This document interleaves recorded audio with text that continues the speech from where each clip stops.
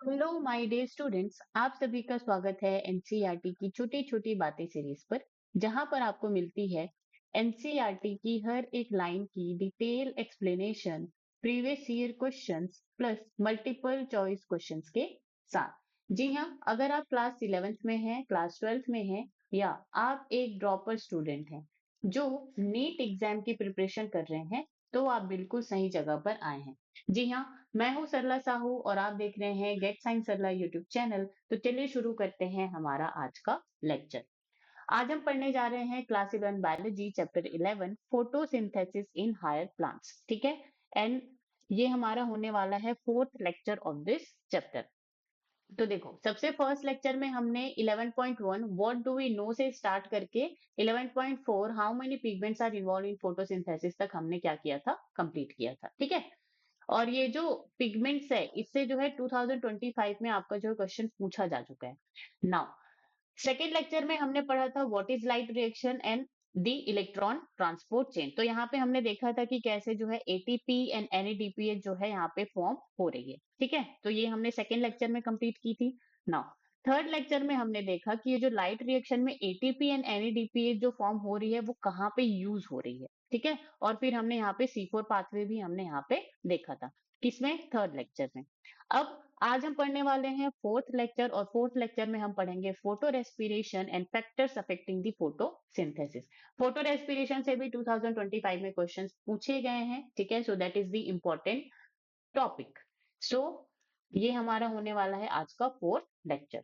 चलो, तो लेक्चर शुरू करने से पहले ध्यान देने वाली बातें, आपके पास आपकी एनसीईआरटी खुली हुई होनी चाहिए। ठीक है, प्लस आपके पास पेन एंड कॉपी होनी चाहिए ताकि आप इंपॉर्टेंट पॉइंट्स को नोट कर सके, मार्क कर सके।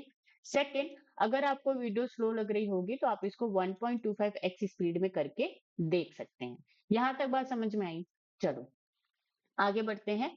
Photo respiration, let us try to understand one more process that creates an important difference between C3 and C4 plants, that is photorespiration। तो देखो, ये जो फोटो रेस्पिरेशन प्रोसेस है वो C3 एंड C4 प्लांट जो है उनमें एक डिफरेंस क्रिएट करता है। कैसे? C3 प्लांट में ये जो प्रोसेस है वो होती है और C4 प्लांट्स में नहीं होती है। ठीक है, to understand photorespiration we have to know a little bit more about the first step of the Kelvin cycle, the first CO2 fixation step. ठीक है, तो फोटो रेस्पिरेशन को समझने के लिए हमें जो केल्विन पाथवे है उसका जो फर्स्ट स्टेप है उसके बारे में जानने की जरूरत है, and that is the first carbon dioxide fixation step which is carboxylation step. This is the reaction where RuBP combines with the CO2 to form two molecules of 3-PGA, that is the catalyzed by Rubisco। तो देखो, यहाँ पे RuBP होता है राइबोलोज bisphosphate, जो कि carbon dioxide का क्या है, प्राइमरी एक्सेप्टर है। ये CO2 को एक्सेप्ट करके रूबिस्को एंजाइम, रूबिस्को का फुल फॉर्म यहाँ पे क्या है, राइबोलोज 1,5 बिसफॉस्फेट कार्बोक्सिलेज ऑक्सीजिनेज। ओके, तो इसके प्रेजेंस में ये किसमें कन्वर्ट होता है, 3-PGA, 3 फॉस्फोग्लिसरिक एसिड, या फिर इसको आप बोल सकते हो 3 फॉस्फोग्लिसरेट। ठीक है, इसका यहाँ पे 2 मॉलिक्यूल जो है फॉर्म होता है। हमने पढ़ा था कि RuBP 5 कार्बन होता है और कार्बन डाइऑक्साइड 1 कार्बन। तो टोटल यहाँ पे इस साइड पे, लेफ्ट साइड पे कितने कार्बन हो गए, 6 कार्बन। ठीक है, और ये जो 3-PGA है ये 3 कार्बन कंपाउंड है। तो 3 कार्बन कंपाउंड, तो हमें left side and right side को क्या करना है, यहाँ पे इक्वल करना है। ठीक है, तो इसीलिए यहाँ पे 3 PGA जो मॉलिक्यूल है उसका 2 मॉलिक्यूल जो है फॉर्म होता है। अब 2 मॉलिक्यूल है तो 3 + 3 6 कार्बन। यहाँ तक बात समझ में आई? So that is the first step of the Calvin cycle. यहाँ पे आप देख सकते हो केल्विन साइकिल में हमने पढ़ा था कार्बोक्सिलेशन होता है। ठीक है, वहां पे ये 3 PGA फॉर्म होगा। उसके बाद यहाँ पे एटीपी एंड एनएडीपीए जो है यहाँ पे खर्च होंगे। ठीक है, तो अगर यहाँ पे 2 मॉलिक्यूल ऑफ 3 PGA बन रहे हैं, ठीक है, तो यहाँ पे 2 एटीपी एंड 2 एनएडीपीए भी यहाँ पे खर्च होंगे। ठीक है, फिर ट्रायोफॉस्फेट होगा, फिर यहाँ से शुगर एंड स्टार्च जो है फॉर्मेशन होगा। फिर उसके बाद रीजनरेशन का प्रोसेस होगा जिसमें 1 एटीपी का यहाँ पे क्या होगा, खर्च होगा। यहाँ तक बात समझ में आई? चलो, फिर उसके बाद फिर से यहाँ पे राइबोलोज 1,5 bisphosphate which is the primary acceptor of the CO2 जो है फिर से फॉर्म हो जाएगा। तो कार्बोक्सिलेशन ये जो प्रोसेस है, यहाँ पे ये जो रूबिस्को एंजाइम है, कौन सा एंजाइम, रूबिस्को एंजाइम है, वो यहाँ पे काम करता है। और फोटो रेस्पिरेशन में पूरा का पूरा रोल किसका है, यहाँ पे रूबिस्को एंजाइम का। चलो, तो अभी हम रूबिस्को एंजाइम के बारे में ही पढ़ेंगे। Rubisco that is the most abundant enzyme in the world. तो ये बात हमने बायोमोलिक्यूल में भी पढ़ी थी। वहां पे क्लियरली लिखा हुआ है कि ये जो रुबिस्को एंजाइम है मोस्ट अबंडेंट है इन होल बायोस्फीयर। ठीक है, तो ये जो लाइन है ये 2 चैप्टर्स में है, so that is the very important line. Now do you wonder why? That is the question. Okay, so ये जो रुबिस्को एंजाइम है is characterized by the fact that its active site can bind to both CO2 and oxygen, hence the name. ठीक है, तो ये जो rubisco enzyme है, rubisco का फुल फॉर्म तो यहाँ पे लिखा है कि राइबोलोज 1,5 बिसफॉस्फेट कार्बोक्सिलेज ऑक्सीजनेस। ठीक है, इसका सेकेंड आप और क्या कह सकते हैं? RUBP, carboxylase oxygenase. तो ये क्या है? एक एंजाइम है, और एंजाइम में हमने बायोमोलिक्यूल में पढ़ा था कि वहां पे क्या होता है? एक्टिव साइट होता है। जैसे मान लो ये क्या है? एंजाइम है, तो ये जो पोर्शन है ये इसका क्या हो जाएगा? यहाँ पे एक्टिव साइट हो जाएगा, जहां पे जो है आपका सबस्ट्रेट आकर के जुड़ता है। फिर उसके बाद यहाँ पे जो है प्रोडक्ट का फॉर्मेशन होता है। ये चीज हमने देखी थी। चलो ठीक है, तो रुबिस्को यहाँ पे क्या है? एंजाइम है जिसमें एक्टिव साइट होगा, और एक्टिव साइट वो जगह होता है जहां पे सबस्ट्रेट आकर के जुड़ता है। अब यहाँ पे substrate, as a substrate carbon dioxide भी काम करता है और ऑक्सीजन भी काम करता है। मतलब कि ये जो रुबिस्को एंजाइम है, यहाँ पे क्या होगा? कार्बन डाइऑक्साइड भी आकर के जुड़ सकता है और ऑक्सीजन भी आकर के जुड़ सकता है। अब देखो, जब भी ये जो सबस्ट्रेट हैं एक्टिव साइट से बाइंड होते हैं, ठीक है, तो यहाँ पे ये जो बाइंडिंग है ये कम्पिटिटिव होती है कार्बन डाइऑक्साइड एंड ऑक्सीजन के बीच में। तो देखो, जो भी मेसोफिल सेल्स हैं या जो भी प्लांट है उनमें मेसोफिल सेल्स हैं, उनके अंदर जो है ये जो केल्विन साइकिल जो प्रोसेस हो रही है, ठीक है, तो वहां पे कार्बन डाइऑक्साइड भी होगा और ऑक्सीजन भी होगा। तो ये जो रुबिस्को एंजाइम है, इससे बाइंड करने के लिए यहाँ पे जो है इन दोनों के बीच में कंपटीशन होगा। ठीक है, अगर उस कंपटीशन में कार्बन डाइऑक्साइड जीत जाता है, ये जो रुबिस्को एंजाइम है उससे कार्बन डाइऑक्साइड बाइंड हो जाता है, तो उसको हम कार्बोक्सीजिनेज एक्टिविटी कहते हैं। और अगर वहां पे ऑक्सीजन जीत जाता है तो यहाँ पे उसको हम ऑक्सीजिनेज एक्टिविटी कहते हैं। यहां तक बात समझ में आई? चलो, अब देखो, हम यहाँ पे आगे बढ़ते हैं। Can you think how this could be possible? तो वहां पे आपसे पूछा जा रहा है कि यहाँ पे ये जो कार्बन डाइऑक्साइड है और ऑक्सीजन, ये दोनों के दोनों जो है यहाँ पे क्या होते हैं? बाइंड कर जाते हैं, तो ये पॉसिबल कैसे है? Rubisco has a much greater affinity for CO2 when the CO2, मतलब carbon dioxide and oxygen ratio is near equal. Imagine what would happen if this were not so. This binding is competitive. It is the relative concentration of oxygen and carbon dioxide that determines which of the two will bind to the enzyme. चलो, तो देखो यहाँ पे क्या होता है? हमने देखा कि ये जो रुबिस्को एंजाइम है, इसके पास जो है कार्बोक्सीजिनेज एंड ऑक्सीजिनेज एक्टिविटी है। ठीक है, तो इसीलिए इसका नाम रुबिस्को है। ठीक है, यहाँ पे CNO। अब देखो, यहाँ पे इनका जो बाइंडिंग है ये क्या है? Depends on the concentration of CO2 and O2। ठीक है, तो इनका जो रिलेटिव कंसंट्रेशन है उस पर डिपेंड होता है। अगर ये रुबिस्को एंजाइम है तो ये यहाँ पे मेसोफिल सेल्स में प्रेजेंट है, और C4 प्लांट में ये जो है मेसोफिल सेल्स में ना प्रेजेंट होकर के कहाँ पे प्रेजेंट होता है? बंडल सीट सेल में प्रेजेंट होता है। ठीक है, तो ये जो रुबिस्को एंजाइम है, अगर यहाँ पे CO2 का कंसंट्रेशन ज्यादा है, ऑक्सीजन का कम है, तो ये किससे बाइंड होगा? CO2 से बाइंड होगा। ठीक है, अगर यहाँ पे CO2 का कंसंट्रेशन अगर कम है और ऑक्सीजन का कंसंट्रेशन ज्यादा है, तो ऑक्सीजन के साथ ये क्या होगा? बाइंड होगा। ठीक है, हमने जो है जो एंजाइम की जो एक्टिविटी थी वहां पे सबस्ट्रेट की कंसंट्रेशन के बारे में पढ़ा था। ठीक है, तो जिस सबस्ट्रेट का कंसंट्रेशन ज्यादा होगा, वहां पे हमने कॉम्पिटिटिव इनहिबिशन भी वहां पे हमने पढ़ा था, तो जिसमें जो है जिसका कंसंट्रेशन ज्यादा होगा उससे जो है एंजाइम क्या करेगा? बाइंड करेगा। सो that is the very basic thing. ठीक है, तो यहाँ पे कार्बोक्सीजिनेज एक्टिविटी होगी या ऑक्सीजिनेज एक्टिविटी होगी, ये जो है इनके कंसंट्रेशन पे डिपेंड करेगा। अब देखो, यहाँ पे एक सिचुएशन है कि अच्छा चलो, आपने बोला कि जिसका कंसंट्रेशन ज्यादा होगा उससे जो है एंजाइम जो है बाइंड करके उसके जैसे जो है एक्टिविटी शो करेगा। लेकिन यहाँ पे कंडीशन है, if CO2 ratio, carbon dioxide and oxygen ratio nearly equal, अगर इक्वल हो तब क्या होगा? ठीक है, तो अगर यहाँ पे ये बोला गया है कि rubisco has a much greater affinity for CO2 when the CO2 and oxygen ratio is nearly equal.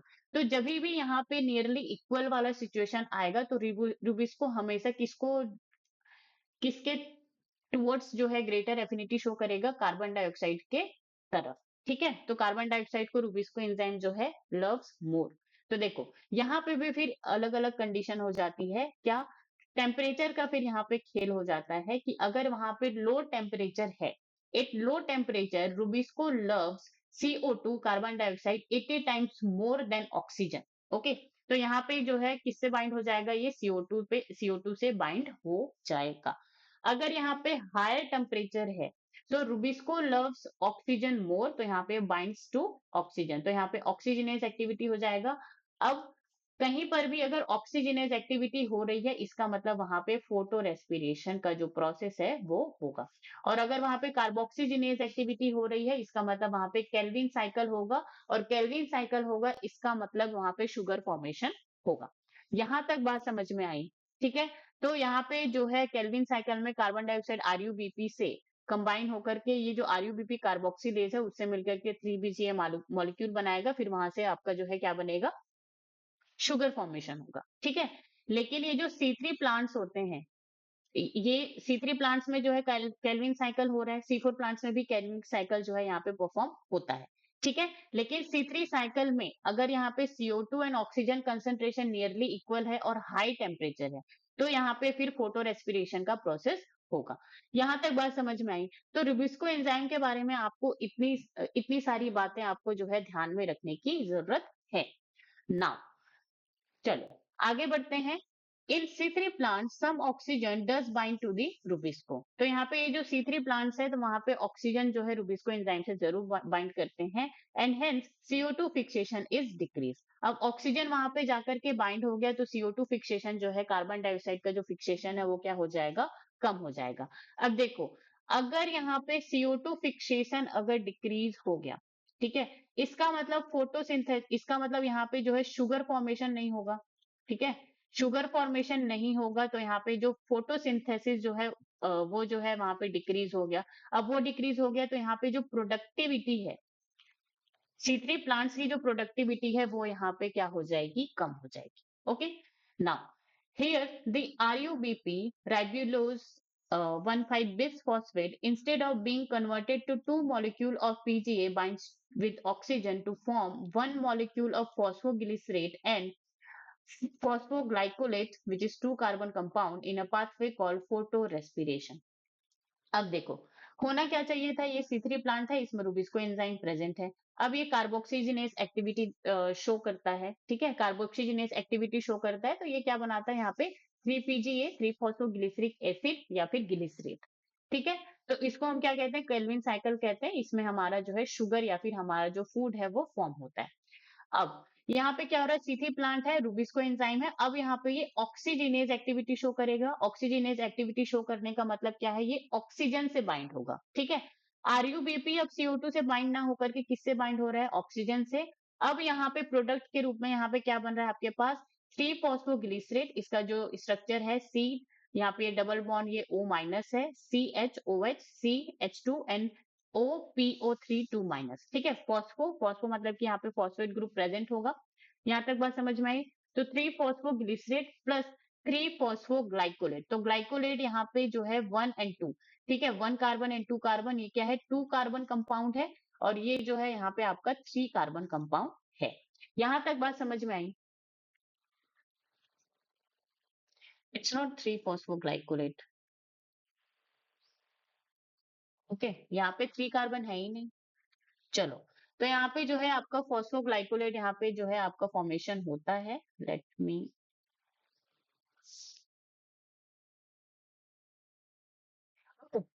तो आपको जो है ये प्रोडक्ट याद रखना है कि ये जो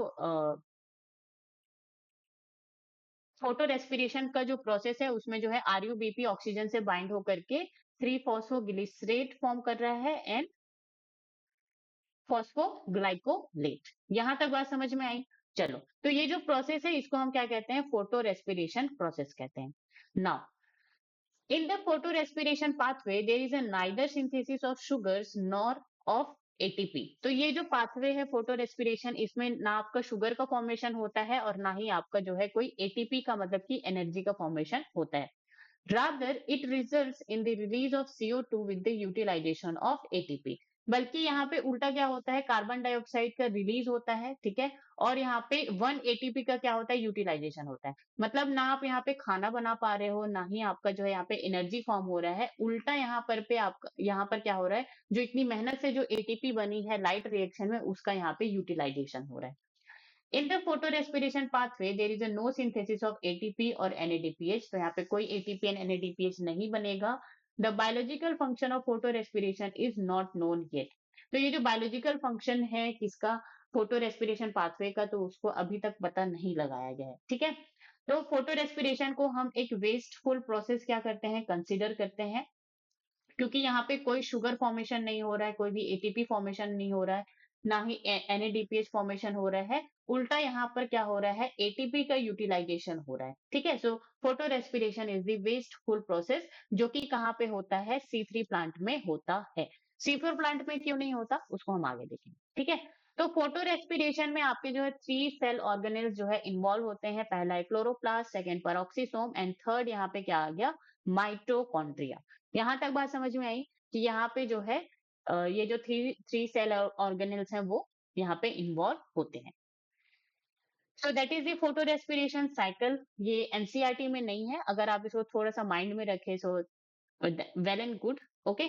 तो यहाँ पे क्या हो रहा है देखो, so that is the chloroplast, peroxisome and mitochondria. तो क्लोरोप्लास्ट में यहाँ पे ये क्या आया, आरयूबीपी आया, यहाँ पे ऑक्सीजन, यहाँ पे आरयूबीपी ऑक्सीजिनेस। देखो यहाँ पे जो रुबिस्को का फुल फॉर्म क्या है, यहाँ पे राइबुलोज 1,5 बिसफॉस्फेट कार्बोक्सिलेज ऑक्सीजिनेस, ठीक है। तो जब ये जो C3 प्लांट में कार्बोक्सीजिनेस एक्टिविटी होगी, CO2 के साथ जब वो बाइंड होगा, तब इसका नाम क्या हो जाएगा, यहाँ पे आरयूबीपी कार्बोक्सिलेज, ठीक है। सिर्फ कार्बोक्सिलेज वाला जो पार्ट है वो यहाँ पे काम करेगा। अगर यहाँ पे फोटो रेस्पिरेशन हो रहा है तो इसका आप क्या नाम लिखोगे, आरयूबीपी ऑक्सीजिनेस। इस तरह से आप क्या लिखोगे, इसका नाम लिखोगे। तो जैसे आप जो है यहाँ पे जो फुल फॉर्म होता है, तो यहाँ पे इसीलिए ये जो फुल फॉर्म लिखा हुआ है, इसीलिए यहाँ पे कार्बोक्सीजिनेज एंड ऑक्सीजिनेज के बीच में यहाँ पे स्लैश लिखा हुआ है, ठीक है। यहाँ तक इतनी बात समझ में आई। चलो, तो यहाँ पे ऑक्सीजन के साथ ऑक्सीजन को आरयूबीपी एक्सेप्ट करेगा, आरयूबीपी ऑक्सीजिनेस एंजाइम के प्रेजेंस में। फिर ये यहाँ पे फॉस्फोग्लाइकोलेट फॉर्म करेगा, ठीक है। और ये जो फॉस्फोग्लाइकोलेट है ये 2 कार्बन कंपाउंड है। ये जो ये that is the important point, ठीक है। फिर उसके बाद ये ग्लाइकोलेट में कन्वर्ट होगा, फिर वो ट्रांसपोर्ट होगा ग्लाइकोलेट के रूप में, किसमें, पेरोक्सीसोम में। फिर यहाँ पे ये जो ऑक्सीजन है ये H2O2 हाइड्रोजन पेरोक्साइड में यहाँ पे कन्वर्ट होगा, और कैटेलेसिस, ठीक है, कैटेलिसिस एंजाइम क्या करता है, यहाँ पे H2O2 को ब्रेक करता है। ये चीज हमने बायोमोलिक्यूल में पढ़ी थी, कैटेलिसिस एंजाइम के बारे में, वहां पे एनसीईआरटी में मेंशन है, ओके। फिर यहाँ पे ये ग्लाइको ऑक्सिलेट में कन्वर्ट होता है, फिर उसके बाद ये ग्लाइसिन में कन्वर्ट होकर के ट्रांसपोर्ट होता है कहाँ पे, माइटोकॉन्ड्रिया में। फिर इस ग्लाइसिन से यहाँ पे CO2 मॉलिक्यूल क्या होता है, रिमूव होता है, NH3, ठीक है। यहाँ पे अमोनिया जो है रिलीज होता है, फिर ये सीरीन सेरीन में यहाँ पे कन्वर्ट होता है। ये सेरीन जो है फिर से ट्रांसपोर्ट बैक होता है किसमें, पेरोक्सीसोम में। फिर पेरोक्सीसोम से ये ग्लिसरेट में कन्वर्ट होता है, ग्लिसरेट से ये ट्रांसपोर्ट होता है क्लोरोप्लास्ट में। यहाँ पे ग्लिसरेट से फॉस्फोग्लिसरिक एसिड, ठीक है, पीजीए बनने के लिए यहाँ पे क्या होता है, एटीपी का यूज होता है, ठीक है। एटीपी यहाँ पे खर्च होता है, और यहाँ पे जो है ये पीजीए जो है फिर से आरयूबीपी में क्या हो जाता है, कन्वर्ट हो जाता है। तो आपको इंपॉर्टेंट यहाँ पे क्या याद रखना है कि यहाँ पे क्लोरोप्लास्ट, पेरोक्सीसोम, माइटोकॉन्ड्रिया, ये सारे के सारे क्या है, इन्वॉल्व हैं। सीक्वेंस क्या होगा, पहले क्लोरोप्लास्ट आएगा, पेरोक्सीसोम एंड देन माइटोकॉन्ड्रिया, ठीक है। अब यहाँ पे क्या हो रहा है, 1 एटीपी का यहाँ पे यूटिलाइजेशन हो रहा है, ठीक है। CO2 जो है यहाँ पे रिमूव हो रहा है, और अमोनिया जो है यहाँ पे रिमूव हो रहा है। So that is the very very important point which you have to remember about the photorespiration. और photorespiration is a wasteful process क्यों है, ये सारी चीजें तो हमने देख ली है ना। इन C4 प्लांट्स, ठीक है, तो ये सारी चीजें हमने किसके बारे में देखी, C3 प्लांट्स के। अब हम देखते हैं C4 प्लांट्स में फोटो रेस्पिरेशन हो रहा है, नहीं हो रहा है, नहीं हो रहा है तो क्यों नहीं हो रहा है, okay. In C4 plants photorespiration does not occur. तो C4 प्लांट्स में फोटो रेस्पिरेशन नहीं होता है। This is because they have mechanism that increases the concentration of CO2 at the enzyme site, okay. So ये जो है आपका statement based question बन सकता है, और assertion and reason type question बन सकता है इस लाइन से। कि C4 प्लांट्स में फोटो रेस्पिरेशन नहीं होता है। अब फिर आपका ये आपको एक असर्शन की तरह दे दिया जाएगा, फिर उसके बाद आपका रीजन आपसे पूछा जाएगा, ठीक है। तो एनसीईआरटी में कहीं पे भी ये जो बिकॉज लिखा होता है, ठीक है, क्योंकि जो लिखा होता है उसको आपको जरूर से ध्यान में रखना है। तो देखो, C4 प्लांट में जो है फोटो रेस्पिरेशन एब्सेंट है। क्यों भाई? क्योंकि C4 पाथवे में जो इंट्रासेल्युलर CO2 कंसंट्रेशन है वो इंक्रीज होता है, ठीक है। ऐसा इनके पास मैकेनिज्म है जो कि जो CO2 कंसंट्रेशन को, जो एंजाइम साइट है जहां पे एंजाइम प्रेजेंट होता है, वहां पे CO2 कंसंट्रेशन को क्या कर देता है, इंक्रीज कर देता है। और हमें पता है कि ये जो रूबिस्को एंजाइम है, ठीक है, तो अगर CO2 का कंसंट्रेशन ज्यादा है तो वो CO2 से बाइंड करेगा, ऑक्सीजन का कंसंट्रेशन ज्यादा है तो वो ऑक्सीजन से बाइंड करता है, ठीक है। लेकिन C4 प्लांट के पास तो ऐसा मैकेनिज्म है कि वो जहां पे एंजाइम प्रेजेंट है, ये रूबिस्को एंजाइम प्रेजेंट है, वहां पे CO2 का कंसंट्रेशन वो हमेशा बढ़ा करके रखता है। इसीलिए वहां पे फोटो रेस्पिरेशन का प्रोसेस जो है नहीं होता है, ठीक है। This takes place when the C4 acid from mesophyll is broken down in bundle seed cells to release carbon dioxide. This result in increases the intracellular concentration of carbon dioxide. In turn, this ensures that the Rubisco functions as the carboxylase minimize the oxygenase activity. तो देखो, यहाँ पे आपको याद होगा हमने ये NCERT का इमेज है, तो देखो that is the mesophyll cell. यहाँ पे ये C4 प्लांट की बात हो रही है। यहाँ पे मेसोफिल सेल्स में रूबिस्को एंजाइम क्या होता है, एब्सेंट होता है, ठीक है। तो इस C4 साइकिल में कार्बन डाइऑक्साइड जो है, ये जो फॉस्फोइनोल पाइरुवेट है, उससे कन्वर्ट यहाँ पे क्या बनाता है, C4 एसिड में ऑक्जेलो एसिटिक एसिड बनाता है, ठीक है। फिर ये मेलेट या फिर एस्पार्टेट में क्या हो जाता है, कन्वर्ट हो जाता है। ये ट्रांसपोर्ट होता है यहाँ पे मेलेट एंड एस्पार्टेट, ठीक है, मेलेट या फिर एस्पार्टेट, ठीक है, किसमें, बंडल शीथ सेल में। और ये जो बंडल शीथ सेल है, यहाँ पे जो है आपका जो रूबिस्को एंजाइम है वो क्या है, प्रेजेंट होता है, ठीक है, किसमें, बंडल शीथ सेल में, इन C4 प्लांट्स। तो ये जो C4 एसिड है, इसमें डीकार्बोक्सिलेशन होता है, कार्बन डाइऑक्साइड निकलता है, और ये C3 acid which is pyruvate, ये चीज हमने पिछले लेक्चर में देख ली है, ठीक है। तो ये जो पायरुवेट है ये फिर से ट्रांसपोर्ट बैक हो जाएगा कहाँ पे, मेसोफिल सेल्स में, ठीक है, वहां पे रिजनरेशन हो गया फॉस्फोइनोल पायरुवेट का। चलो ये तो हो गया। अब यहाँ पे ये जो कार्बन डाइऑक्साइड निकला है, ये यहाँ पे केल्विन साइकिल होगा जहाँ पे रूबिस्को एंजाइम प्रेजेंट है। तो देखो, यहाँ पे ये जो मेसोफिल सेल्स है, जो एसिड है उसमें डीकार्बोक्सिलेशन होकर के ये क्या करता है, यहाँ पे ये जो CO2 का कंसंट्रेशन है वो बढ़ा देता है, कहाँ पे, जहाँ पे एंजाइम प्रेजेंट है, इसमें, बंडल शीथ सेल्स में, ठीक है। तो इसीलिए यहाँ पे अब ये क्या है, रूबिस्को एंजाइम है। अब इस रूबिस्को एंजाइम में अगर इसको CO2 का कंसंट्रेशन ज्यादा हो रहा है तो ये CO2 से ही बाइंड करेगा और यहाँ पे जो है कार्बोक्सीजिनेज एक्टिविटी ही होगी। अब कार्बोक्सीजिनेज एक्टिविटी होगा, इसका मतलब शुगर का फॉर्मेशन यहाँ पे होगा। तो इसीलिए यहाँ पे जो है फोटो रेस्पिरेशन को अवॉइड कर दिया जाता है। ऐसा नहीं है कि C4 प्लांट में जो C4 प्लांट में फोटो रेस्पिरेशन हो नहीं सकता। देखो, अगर वहां पे CO2 का कंसंट्रेशन कम हो जाए तो वहां पे फोटो रेस्पिरेशन हो सकता है, लेकिन यहाँ पे ऐसा मैकेनिज्म ऐसा है C4 प्लांट में कि वो CO2 कंसंट जहां पे रूबिस्को एंजाइम है वहां पे CO2 का कंसंट्रेशन वो बढ़ा करके रखता है। यहां तक बात समझ में आई? चलो, नाउ लेट्स मूव फॉरवर्ड। तो इसीलिए यहाँ पे लिखा है कि ये जो इंट्रस सेल्युलर CO2 कंसंट्रेशन कैसे इंक्रीज होता है, C4 acid from the mesophyll is broken down in the bundle sheath cell to release carbon dioxide, ठीक है। नाउ तो यहीं पे क्या होता है कि rubisco function as a carboxylase minimising the oxygenase activity. तो यहाँ पे ऑक्सीजनेज एक्टिविटी जो है रूबिस्को का, उसको मिनिमाइज कर दिया जाता है।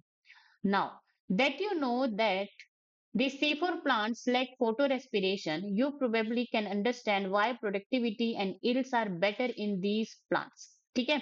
In addition, these plants show tolerance to higher temperature.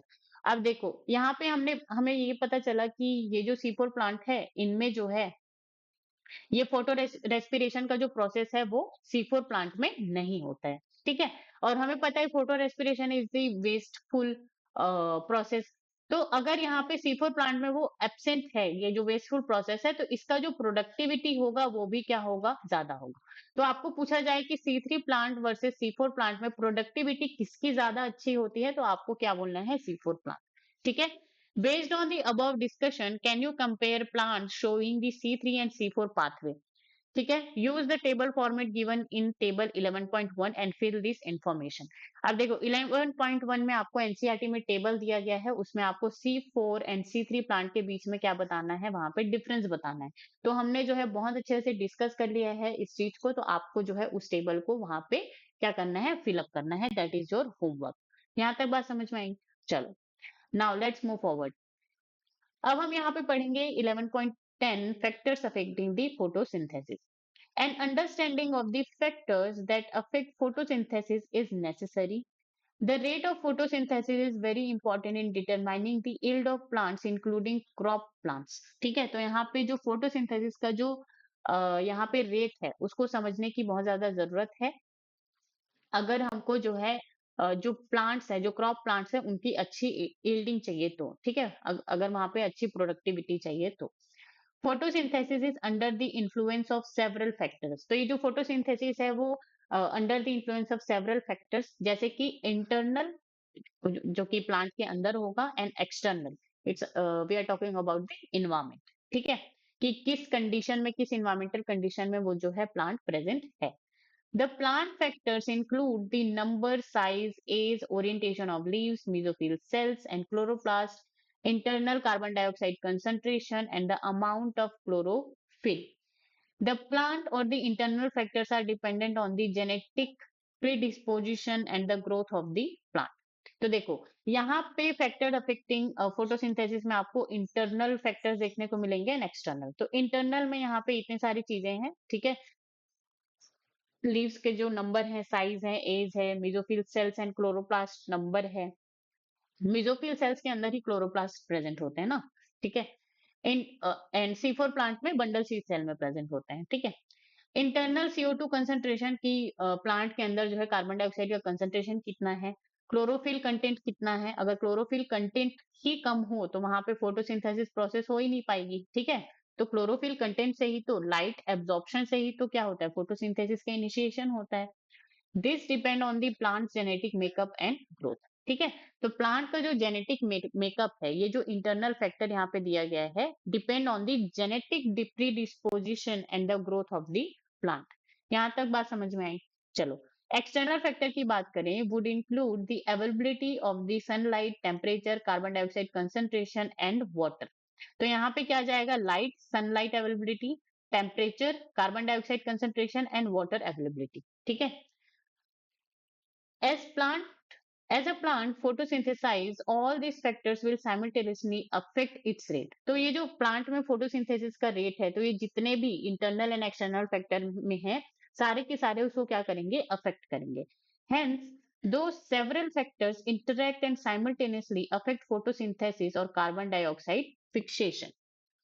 ठीक है, तो ये जो फैक्टर्स हैं, ये आपस में क्या करते हैं, इंटरेक्ट करेंगे और जो है फोटोसिंथेसिस या फिर कार्बन डाइऑक्साइड फिक्सेशन को क्या करेंगे, अफेक्ट करेंगे। देखो, इस जो पैराग्राफ है, इसमें बहुत ज्यादा जो है कार्बन डाइऑक्साइड फिक्सेशन रेट लिखा हुआ है। तो carbon dioxide fixation rate is equal to photosynthesis rate. ठीक है, मतलब कि जितना ज्यादा वहां पे कार्बन डाइऑक्साइड फिक्स होकर के वहां पे शुगर बन रहा है, तो यही क्या है, फोटोसिंथेसिस है। तो फोटोसिंथेसिस रेट ना बोल करके उसको क्या बोल दिया गया है यहाँ पे, कार्बन डाइऑक्साइड फिक्सेशन रेट। तो आपको कंफ्यूज नहीं होना है कि पता नहीं वो क्या है।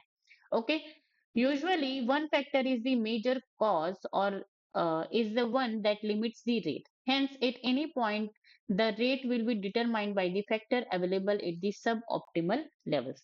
तो देखो, यहाँ पे बोला क्या जा रहा है, all factors act together, but usually one factor limits the rate. This is the limiting factor concept. तो देखो, इतने सारे क्या है यहाँ पे फैक्टर्स हैं जो कि फोटोसिंथेसिस के रेट में क्या करेंगे, इंपॉर्टेंट रोल प्ले करेंगे। लेकिन जो फैक्टर, ठीक है, जो फैक्टर सबसे क्या होगा, कम होगा, सबसे क्या होगा, कम अमाउंट में प्रेजेंट होगा, वो क्या करेगा, फोटोसिंथेसिस को ब्रेक कर देगा। ठीक है, फोटोसिंथेसिस को नहीं होने देगा। तो उसी को हम क्या कहते हैं, लिमिटिंग फैक्टर कॉन्सेप्ट कहते हैं। अब देखो, इसको हम और अच्छे से समझते हैं। When several factors affect any, मतलब कि biochemical process, Blackman's 1905 law of limiting factors come into effect. This states the following. अब देखो, यहाँ पे आपको that is a very very important point, Blackman's law of limiting factors को याद रखना है। 1905 में जो है इसे दिया गया था। तो इनका स्टेटमेंट क्या था? If a chemical process is affected by more than one factor, then its rate will be determined by the factor which is nearest to its minimal value. It is the factor which directly affects the process if its quantity is changed. ठीक है, चलो। अब यहाँ पे Blackman, जो Blackman थे, scientist थे जिन्होंने लॉ ऑफ लिमिटिंग फैक्टर दिया, उन्होंने ये बताया कि अगर यहाँ पे कोई केमिकल प्रोसेस है जिसमें बहुत सारे फैक्टर क्या है, ये क्या है, केमिकल प्रोसेस जहाँ पे बहुत सारे फैक्टर क्या है यहाँ पे इन्वॉल्व है। ठीक है, तो ये जो केमिकल, ये जो रिएक्शन है इसका रेट किस पे डिपेंड करेगा? ऐसा फैक्टर जो कि सबसे कम है। ठीक है, जो सबसे कम होगा उस जिसका यहाँ पे जो है मिनिमल वैल्यू होगा जिस फैक्टर का, वही वही जो है ये जो रिएक्शन है उसका रेट को क्या करेगा, डिटरमाइन करेगा। यहां तक बात समझ में आई? It is the factor which directly affects the process if quantity is change. लेकिन अगर ये जो फैक्टर है, अगर आप इसकी क्वांटिटी को बढ़ा दो, ठीक है, अगर आप इसी क्वांटिटी को बढ़ा दो तो ये जो है इसका जो रेट ऑफ रिएक्शन है वो फिर से क्या हो जाएगा, स्टेबल हो जाएगा। ठीक है, so that is the statement. इसका मतलब क्या है, देखो, even all factors are optimal the process will slow down और stop if one essential factor is limiting. The limiting factor directly affects the rate. अब देखो, लिमिटिंग फैक्टर के बारे में हम यहाँ पे एज ए एग्जाम्पल समझते हैं। For example, despite the presence of green leaf and optimal light and carbon dioxide condition, the plant may not photosynthesize if the temperature is very low. अब देखो, यहाँ पे ग्रीन लीफ प्रेजेंट है, मतलब chlorophyll भी अच्छे से प्रेजेंट है, ये प्लांट के ऊपर अटैच्ड है। ठीक है, अब यहाँ पे आपके पास इनफ लाइट है, मतलब ऑप्टिमम, जिसमें कि फोटोसिंथेसिस बहुत अच्छे से हो सकता है, इनफ कार्बन डाइऑक्साइड भी प्रेजेंट है, लेकिन फिर भी जो है यहाँ पे फोटोसिंथेसिस का प्रोसेस नहीं हो रहा है। क्यों नहीं हो रहा है? क्योंकि temperature is too low, temperature यहाँ पे बहुत ही कम है। ठीक है, तो यहाँ पे क्या होगा, अब यहाँ पे ये जो टेम्परेचर है उसकी वजह से ये जो फोटोसिंथेसिस है वो क्या हो गया, रुक गया। ठीक है, तो यहाँ पे टेम्परेचर की जो है यहाँ पे मिनिमल वैल्यू में ये क्या है, प्रेजेंट है, तो इसीलिए हम यहाँ पे टेम्परेचर को क्या कह देंगे, लिमिटिंग फैक्टर कह देंगे। अब यहाँ पे वंस टेम्परेचर बिकम्स ऑप्टिमल, जब जो है टेम्परेचर अगर फिर से ऑप्टिमल हो जाएगी तो फोटोसिंथेसिस रिज्यूम, फोटोसिंथेसिस फिर से होने लग जाएगी। ठीक है, so that is the limiting factor, कि अगर वो इतने सारे फैक्टर्स में अगर कोई फैक्टर की कमी है तो वहां पे जो प्रोसेस है, जो फोटोसिंथेसिस है वो रुक ही जाएगी, लेकिन अगर आप वो फिर से उसको प्रोवाइड कराओगे तो वहां से वो फोटोसिंथेसिस फिर से स्टार्ट हो जाएगी। ठीक है, so that is the characteristic of the limiting factor. और ये जो है किसने दिया था, ब्लैकमैन ने दिया था law of limiting factor in 1905। ठीक है, तो इसीलिए यहाँ पे लिखा है limiting factors directly affects the rate. इस ये यहाँ पे जो है ये डिपेंड नहीं करता कि कैसे जो है इतने सारे जो फैक्टर्स हैं वो तो ऑप्टिमल रेंज में है तो फोटोसिंथेसिस होना चाहिए, नहीं। अगर कोई भी एक फैक्टर वहां पे कम है, लिमिटेड अमाउंट में है, तो वो उस प्रोसेस को लिमिट कर देगा। ओके, चलो। Rate of photosynthesis is determined by the most limiting factor, not by all factors together. तो ये जो रेट ऑफ फोटोसिंथेसिस है या रेट ऑफ CO2 फिक्सेशन है वो किससे डिटरमाइन किया जाएगा? जो लिमिटिंग फैक्टर है उस पे। ठीक है, not by all factors together. चलो, तो सबसे पहले यहाँ पे लाइट के बारे में दिया गया है। We need to distinguish between the light quality, light intensity, and the duration of exposure of light while discussing light as a factor that affects the photosynthesis। तो देखो, लाइट यहाँ पे जो है फोटोसिंथेसिस को क्या करता है, अफेक्ट करता है। अब यहाँ पे लाइट क्वालिटी अलग चीज होती है, light intensity and duration of light भी क्या होता है, अलग अलग होता है। तो देखो, लाइट क्वालिटी क्या है यहाँ पे, वेवलेंथ। ठीक है, कि कौन से वेवलेंथ की लाइट जो है वहां पे आ रही है। और जैसे कि हम जानते हैं कि रेड एंड ब्लू लाइट पर जो है फोटोसिंथेसिस मोस्ट इफेक्टिव होती है। ठीक है, अगर वहां पे लाइट ऑप्टिमम रेंज में प्रेजेंट है लेकिन red and blue wavelength of light अगर वहां पे नहीं है तो फोटोसिंथेसिस वहां पे नहीं होगी। सो that is the quality of light. Intensity की बात करें तो ब्राइटनेस और अमाउंट ऑफ लाइट एनर्जी, तो कितना जो है वहां पे ब्राइटनेस है या amount of light energy present है, that is the light intensity.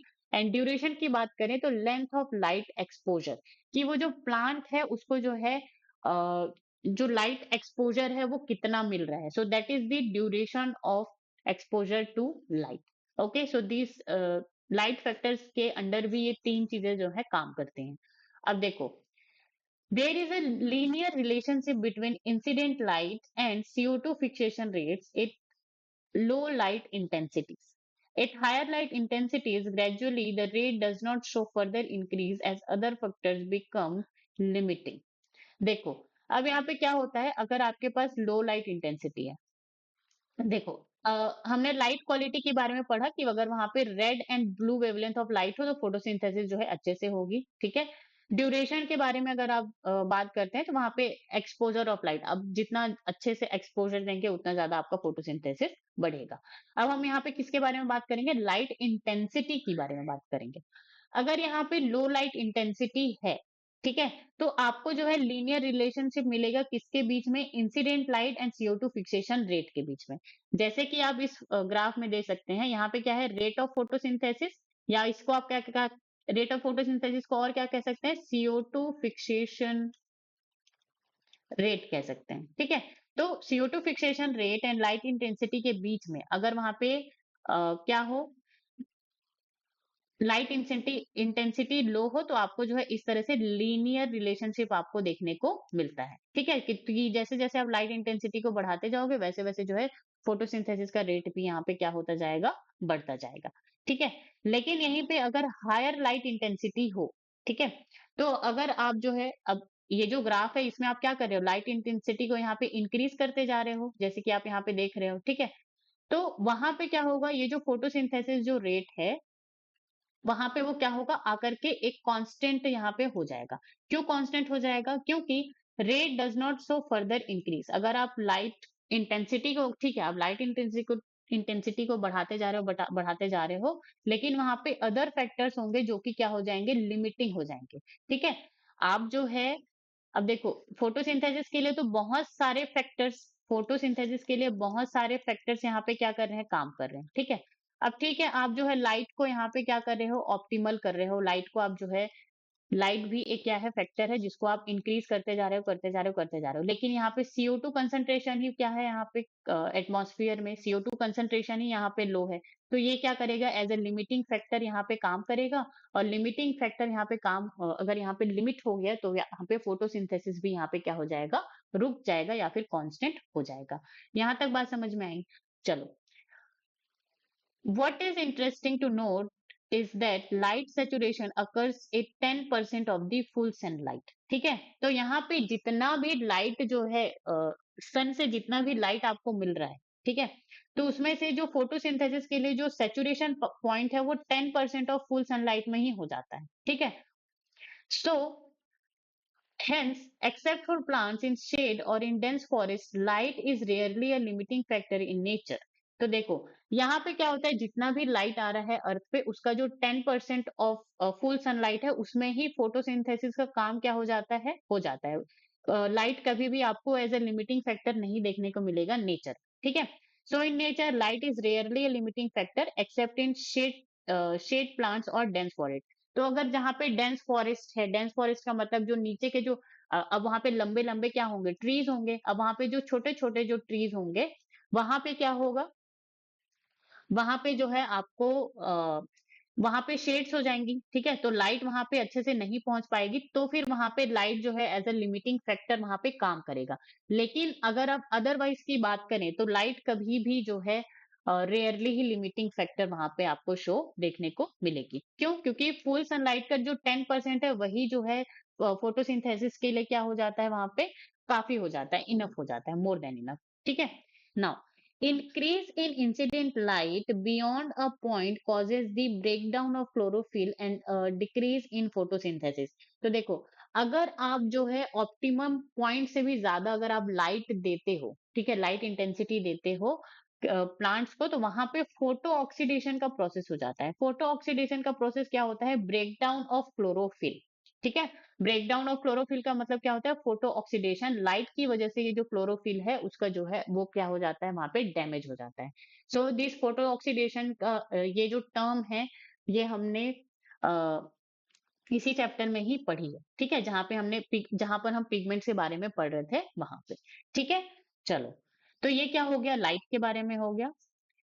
This is the graph, figure 11.10, graph of light intensity on the rate of photosynthesis.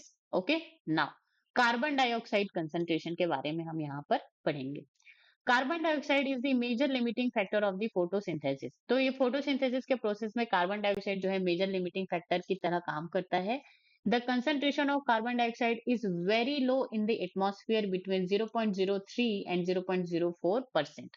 ठीक है, तो कार्बन डाइऑक्साइड का एटमॉस्फेयर में अगर आप कंसंट्रेशन देखें तो 0.03 टू 0.04% होता है। कई बार यही पूछ लिया जाता है आपको, ठीक है, कि कार्बन डाइऑक्साइड का एटमॉस्फेयर में कंसंट्रेशन बताइए, बच्चे जो है बता ही नहीं पाते हैं कितना होता है।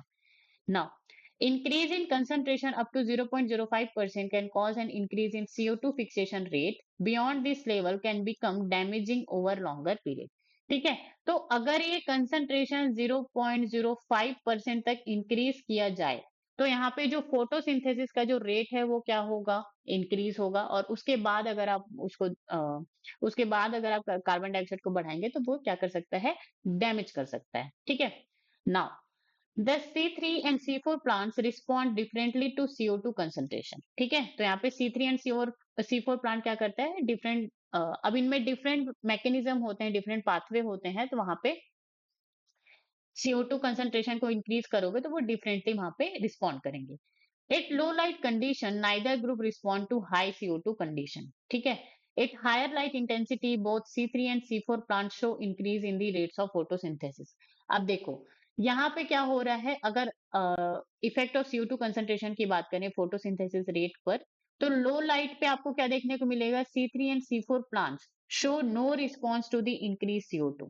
So that is the very very important point. Low light पर C3 एंड C4 प्लांट कोई भी आपको रिस्पॉन्स नहीं दिखाएगा, मतलब कि फोटोसिंथेसिस का प्रोसेस वहां पे नहीं होगा। लेकिन जैसे जैसे आप हाई लाइट इंटेंसिटी बढ़ाते जाएंगे तो photosynthesis rate increase with the CO2 in both type. तो जैसे ही आप लाइट इंटेंसिटी को बढ़ाएंगे तो C3 एंड C4 प्लांट में आपको रेट ऑफ फोटोसिंथेसिस यहाँ पे इंक्रीज देखने को मिलेगा। ठीक है, तो आप जो है ये जो लाइट है यहाँ पे आप जो है इसको यहाँ पे ऐसे बॉक्स में लिख सकते हैं। ठीक है, C3 एंड C4 प्लांट में।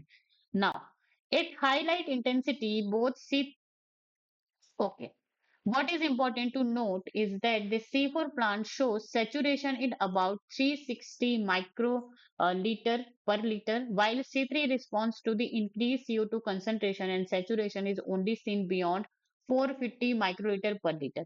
Thus, current availability of the CO2 level is limiting to these C3 plants.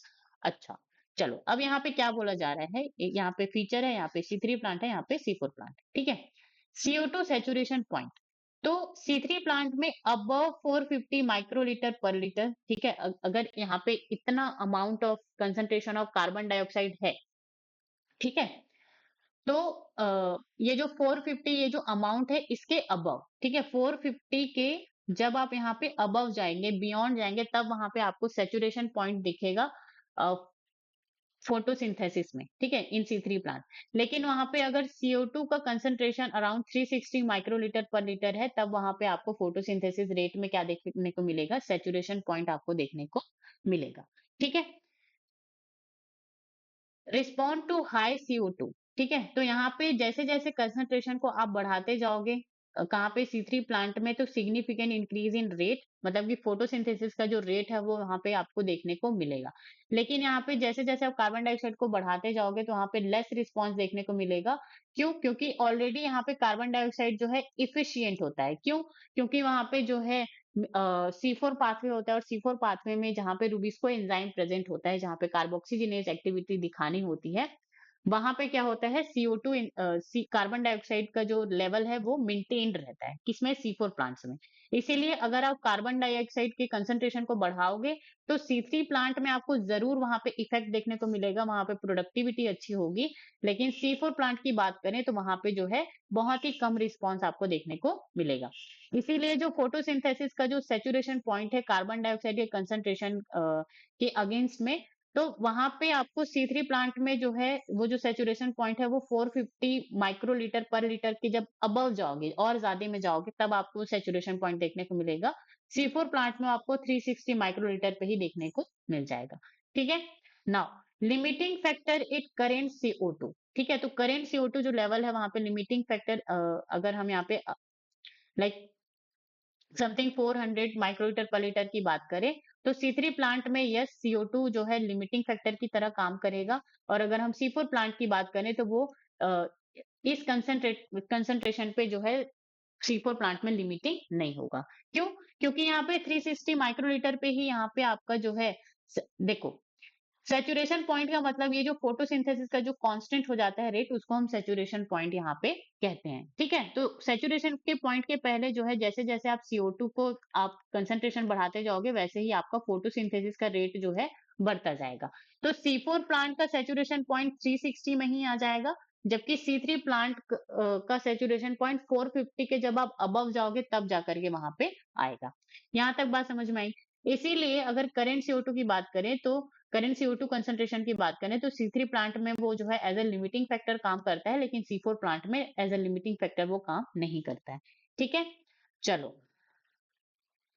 The fact that C3 plants responds to higher CO2 concentration by showing increased rates of photosynthesis, leading to higher productivity, has been used for the greenhouse crops such as tomatoes and bell pepper.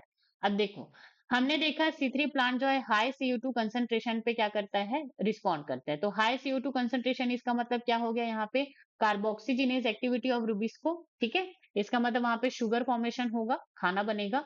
तो इसका मतलब high rate of photosynthesis या फिर high rate of carbon dioxide fixation. इसका मतलब यहाँ पे क्या आ गया, हायर प्रोडक्टिविटी। तो यहाँ पे हम क्या करते हैं, ये जो C3 प्लांट लेते हैं जो कि ग्रीन हाउस क्रॉप में हम ग्रीन हाउस क्रॉप होते हैं कौन कौन, tomato and bell pepper. That is very very important point.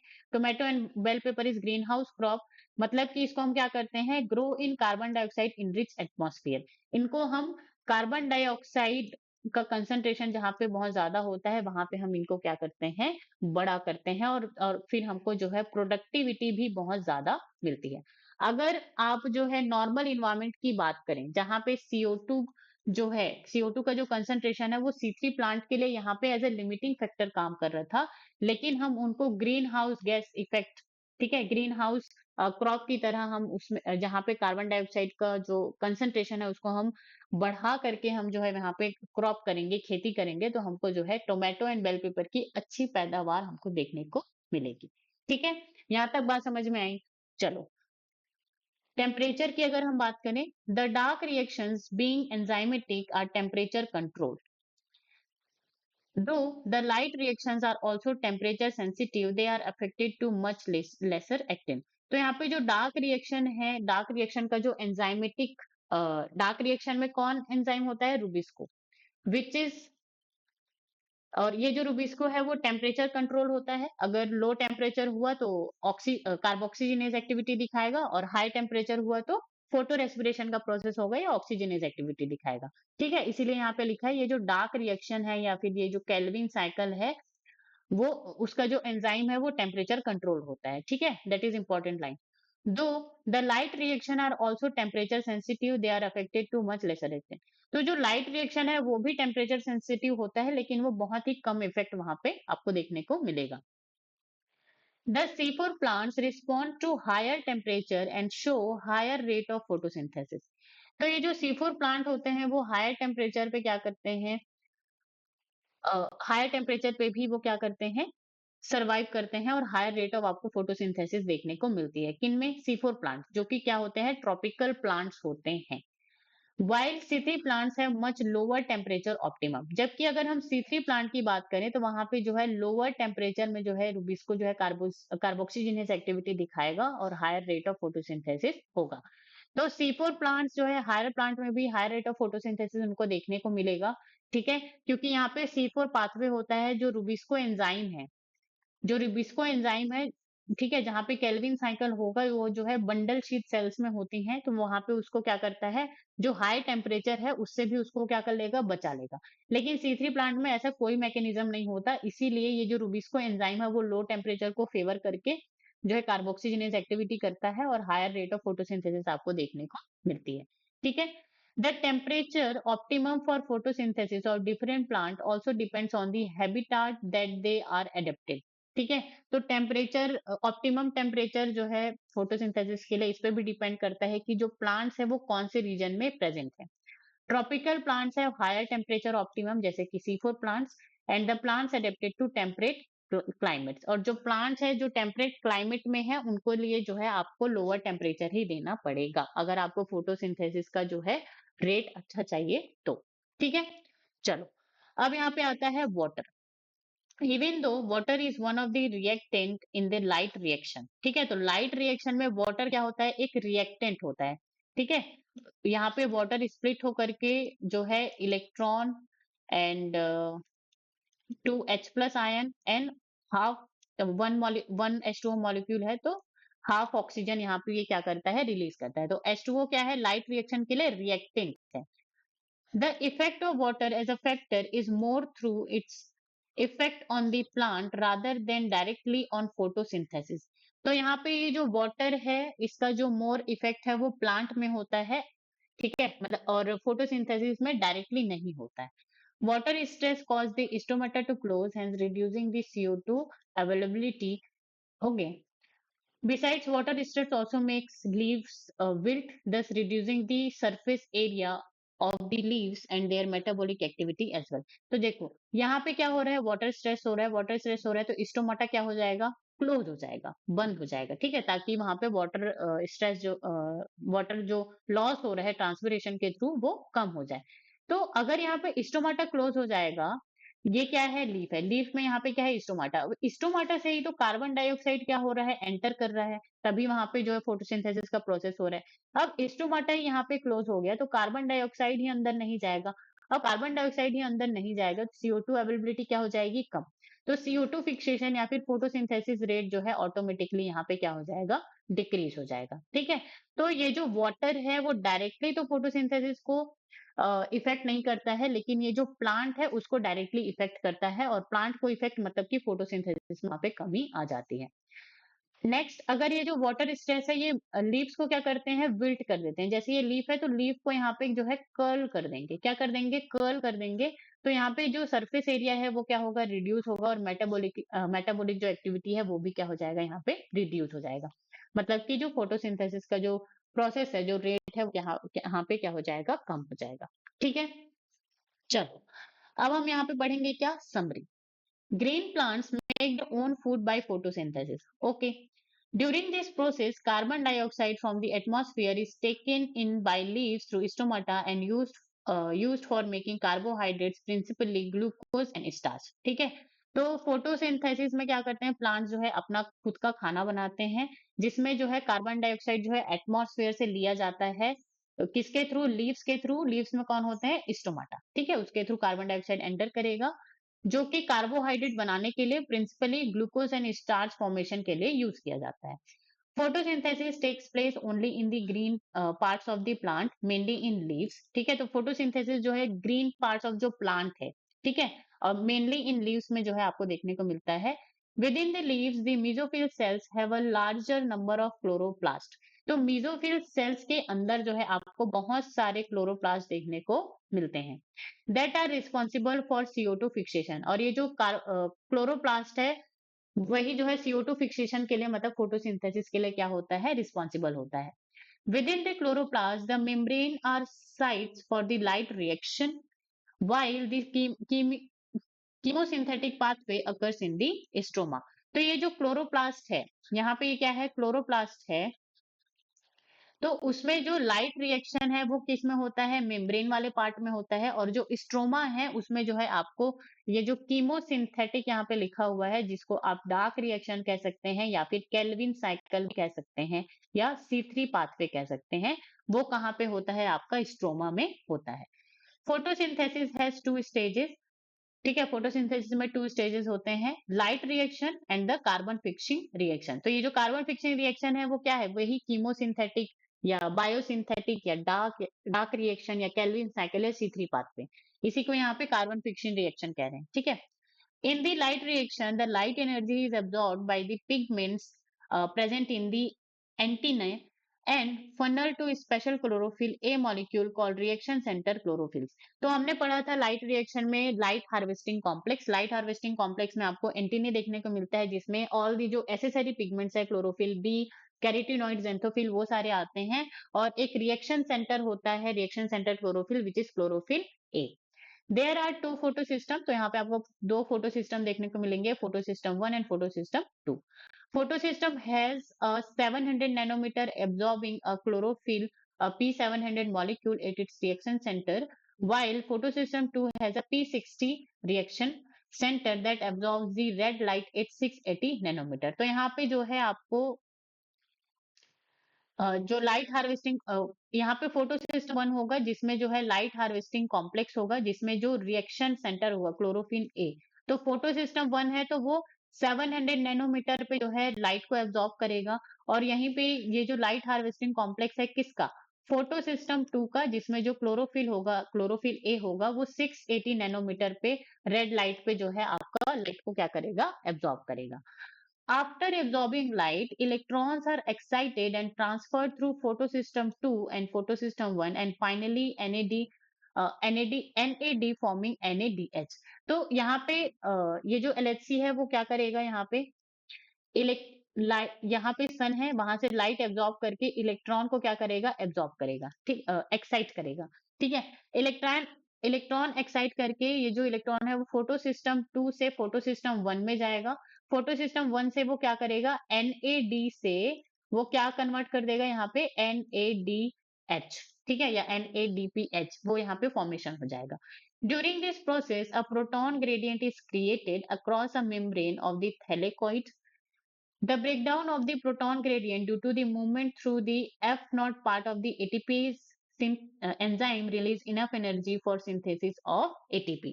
ठीक है, तो यहाँ पे क्या होता है, ये जो प्रोसेस है, यहाँ पे जो लाइट रिएक्शन है, उस प्रोसेस के दौरान यहाँ पे प्रोटॉन ग्रेडियंट क्या होता है, क्रिएट होता है across the membrane of thylakoid. तो ये जो थैलेकॉइड मेम्ब्रेन होता है, वहां पे प्रोटॉन ग्रेडियंट का मतलब यहाँ पे H plus concentration thylakoid lumen में ज्यादा हो जाता है, और उसके बाहर स्ट्रोवा में ये जो H प्लस कंसेंट्रेशन है वो क्या हो जाता है, कम हो जाता है। So that is the proton gradient. ठीक है, अब इस प्रोटॉन ग्रेडियंट को क्या करते हैं हम, यहाँ पे ब्रेक डाउन करते हैं, तोड़ते हैं, और जिसकी वजह से यहाँ पे जो एटीपेज एंजाइम है, जिसका एफ नॉट पार्ट है, उसमें मूवमेंट होता है। ठीक है, वहां पे कन्फॉर्मेशनल चेंज होगा, फिर उसके बाद वहां पे एटीपी का वहां पे क्या होगा, फॉर्मेशन होगा। उसके बाद splitting of water molecule is associated with photosystem 2 resulting in the release of oxygen. ठीक है, फिर उसके बाद यहाँ पे क्या होगा, स्प्लिटिंग ऑफ वाटर मॉलिक्यूल होगा, जहां पे ऑक्सीजन का यहाँ पे क्या होता है, रिलीज होता है। Protons and transfer of electrons to photosystem 2। तो यहाँ पे जो H2O वाटर मॉलिक्यूल का जो ब्रेकडाउन होता है, वहां से ऑक्सीजन तो रिलीज होता ही है, साथ में यहाँ पे इलेक्ट्रॉन भी होता है, और हाइड्रोजन प्रोटॉन भी यहाँ पे क्या होता है, रिलीज होता है। तो ऑक्सीजन तो क्लोरोप्लास्ट से क्या होता है, बाहर निकलता है।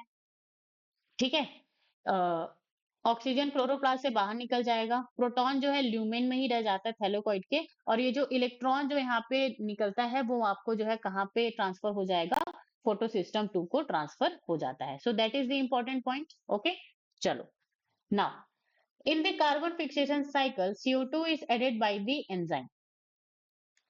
तो कार्बन फिक्सेशन साइकिल में CO2 एडेड किया जाता है, फिक्स किया जाता है एंजाइम के through, which is rubisco, to a 5 carbon compound RuBp। ठीक है, तो जो 5 कार्बन कंपाउंड होता है RuBp, उससे जो है कार्बन डाइऑक्साइड को फिक्स किया जाता है।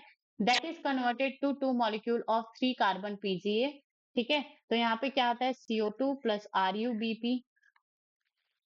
यहाँ पे कौन है, रुबिस्को एंजाइम है, जो कि इसको 3 PGA में क्या करता है, कन्वर्ट करता है। ठीक है, this is then converted to sugar by Calvin cycle and the RuBp is regenerated. उसके बाद यहाँ पे इसको शुगर में इसको क्या है, शुगर में कन्वर्ट किया जाता है। शुगर में कन्वर्ट करके यहाँ पे जो भी फिर बचता है, उसको हम फिर से जो है RuBp में क्या कर देते हैं, रीजनरेट कर देते हैं।